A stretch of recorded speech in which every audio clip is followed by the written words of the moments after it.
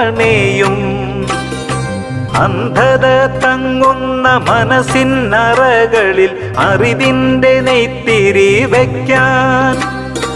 അന്ധത തങ്ങുന്ന മനസ്സിനറകളിൽ അറിവിൻ്റെ നെയ്ത്തിരി വയ്ക്കാൻ.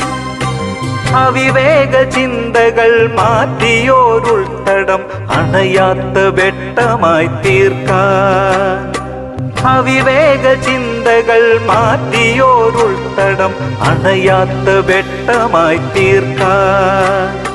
ചിരിയിതൾ പൂവിനാൽ ചാരുത ചാർത്തിയ ചിരിമരം നട്ടു വളർത്താൻ.